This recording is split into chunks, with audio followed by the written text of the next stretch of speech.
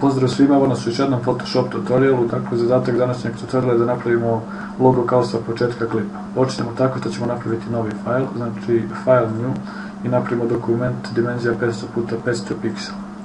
Zatim idemo do shape-a i stavit ću vam link u deskripciju ako želite da skinete baš ove shape-ove i odabirate jedan od ova dva shape-a i napravite oblik loga. Nacentirajte ovaj oblik negdje na sredinu vašeg dokumenta i sada ćemo resterizovati ovaj layer, znači desni klik i rasterize layer. Zatim odaberemo elipsu, napravimo jedan ovakav oblik od prilike, tako, stavite ga negdje ovdje i idemo select, inverse i pritisnite delete na tastaturi. Zatim idemo Ctrl plus T, još malo ćemo povećati ovaj layer, tako, i idemo desni klik i wrap. I jednostavno ove gornje ivice ovako učite malo kao unutra. Tako, i Ctrl plus T i malo ću ovako skupiti. Sada proširite. I to je bio osnovni oblik. Sada ćemo napraviti tri kopije ovog, još dve u stvari kopije ovog layera, znači Ctrl plus J i Ctrl plus J. Na ovaj prvi dve ću sakriti i vraćamo se na ovu prvu kopiju. Izvršimo selekciju, znači pomoću Magic Wand toola, V na tastaturi, kliknemo, idemo do gradijenta i unosimo određene nijanse boje. Znači u ovo prvo polje unosimo kod koji se sastoji, znači sve su nule, 6 nula, a u ovo drugo polje, u drugo polje unosimo kod 3E, 3E, 3E. Tako, i vučemo od dna lera prema vrhu. Tako, izvršimo deselekciju.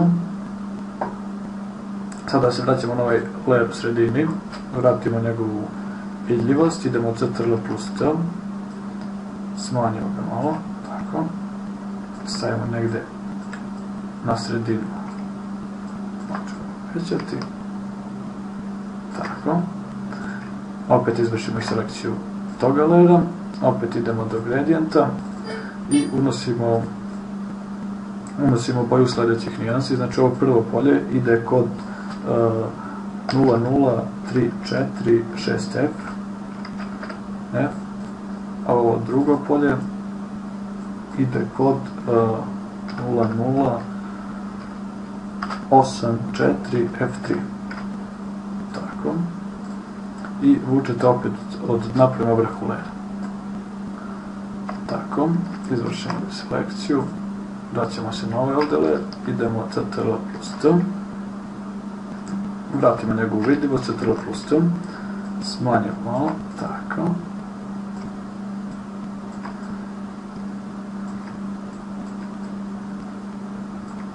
Malo ćemo povećati. Tako. I sada dodajemo novi layer. Odlazimo ovdje do alata, pravimo jedan oblik, tako nekako otprilike.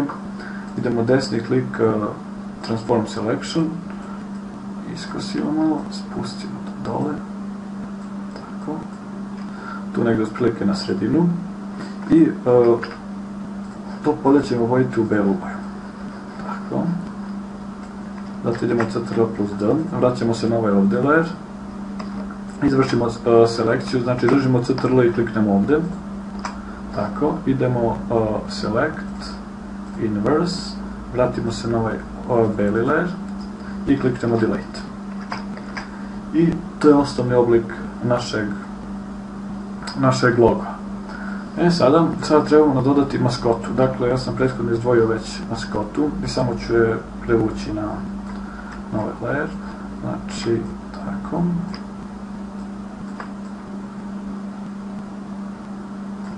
Ću povećati.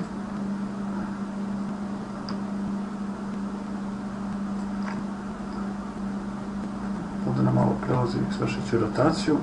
Tako, nekako će ono da stoji. Sada, pošto vidite da nam ovdje prelazi do ovog, preko našeg loga, znači sada ću, evo za početak ću resterizovati layer i vratit ću se na ovaj crni, vidite, i izvršit ću njegovu selekciju. Zatim, u stvari ne, neću to raditi, ići ću do Magic Wand tool. Ali prethodno ću spojiti layere. Tako. Sada ću ići do Magic Wand toola, izvršit ću selekciju ovog ovdje crnog polja i jednostavno ću se vratiti na ovaj layer sa maskotom i pritisnuti Delete. I Ctrl+D. I vidite, sad nam je tačno po ivici. Ok. Znači, ovo ću vas pustiti dole. Tako. Sada trebamo dodati tekst. Znači, ajde sakrit ću ove layere čisto da bi se bolje vidjelo i pozadinu ću obojiti u crno. Tako. I odlazimo do text toola i fontom Reboard pišemo željeni, stavite boju fontu belo, željeni tekst. Znači ja ću napisati slovo M, znači Ctrl+T, obrisat ću ovaj layer, jer sam napravio grešku, znači slovo M, Ctrl+T i tako, povećajte ga malo. I sada resterizovat ću i ovaj layer, znači idemo desni klik ovdje na layer i rasterize. Sada ćemo izvršiti jednu malu selekciju ovdje, tu negdje, još malo zarotiramo, tako je prilike. I idemo delete, znači idemo sad Ctrl+D. I sad opet idemo ovim istim alatom, izvršimo tako selekciju, idemo Ctrl+J pa Ctrl+T i samo ovaj dio spustimo dole. Znači koristite strelice da ne biste pogrešili. Tako. Čini se da smo napravili neku selekciju i spojit ćemo dva layera, znači na prvi pa na Ctrl pa na drugi i merge layers. Tako. I dobili smo slovo, znači sada nam treba slovo Y.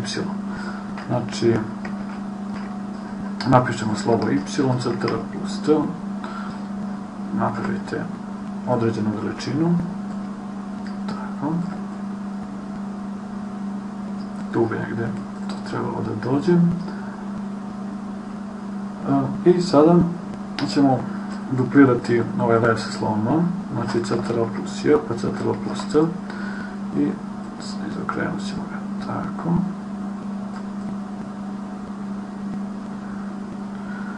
I staviti neki sličan položaj. Tako. Sada, znači idemo do slova Y, izvršimo selekciju i vratimo se na ova dva slova M i spojimo ih. Znači, i sada kliknemo Delete. Znači, Ctrl+D i vratimo se na ovaj layer, Ctrl+D i ovako malo proširimo. Samo trenutak još malo. Držite Ctrl. Tako.